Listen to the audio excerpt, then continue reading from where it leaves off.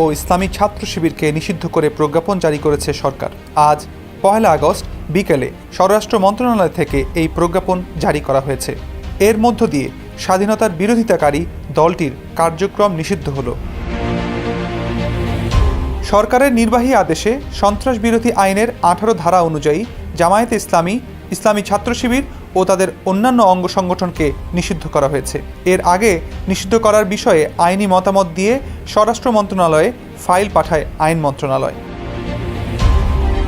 কোটা সংস্কার আন্দোলন ঘিরে সহিংসতার ঘটনায় জামায়াত ও এর ছাত্র সংগঠন ইসলামী ছাত্র শিবিরের জড়িত থাকার অভিযোগ করে আসছিলেন সরকারের মন্ত্রীরা।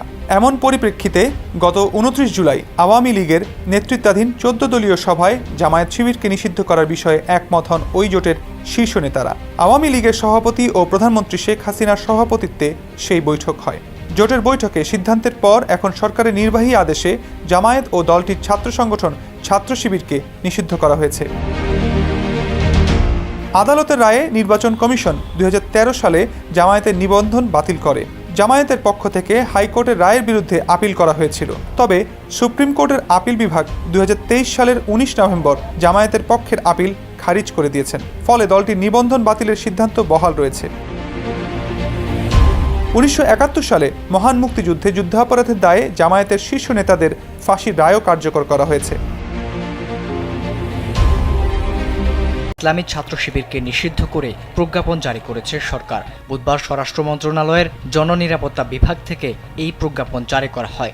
সন্ত্রাস বিরোধী আইনের 18-র 1 ধারা অনুযায়ী জামায়াতে ইসলামী, ছাত্র শিবির এবং তাদের অন্যান্য অঙ্গ সংগঠনকে নিষিদ্ধ করা হয়েছে। এটি তৈরি হবে তখন যদি কোনো ব্যক্তি জামায়াতে ইসলামীর পক্ষে সামাজিক যোগাযোগ মাধ্যম কিংবা অন্য কোনোভাবে প্রচারণা চালায়, তখন তাকে আইনের আওতায় আনতে পারবে আইন শৃঙ্খলা বাহিনী।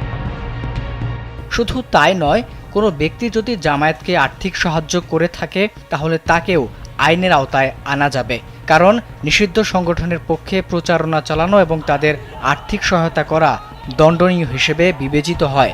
এছাড়া কোনো সংগঠন নিষিদ্ধ হওয়ার পর সেই সংগঠনের ব্যানারে কোনো সভা সমাবেশ কিংবা অন্য কোনো ধরনের তৎপরতা চালানো যাবে না। এ ধরনের কোনো রাজনৈতিক কর্মকাণ্ড চালাতে গেলে সরকার তাদের আইনের আওতায় আনতে পারবে।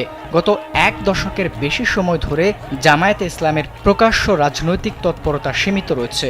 দলটির কেন্দ্রীয় কার্যালয়ও বন্ধ রয়েছে বছরের পর বছর ধরে। নেতাকর্মীদের গ্রেপ্তারের খবর প্রতিনিয়ত সংবাদ মাধ্যমে আসছে। এই অবস্থায় দলটিকে নিষিদ্ধ করা হলে তেমন প্রভাব পড়বে না বলে মনে করেন বিশ্লেষকরা।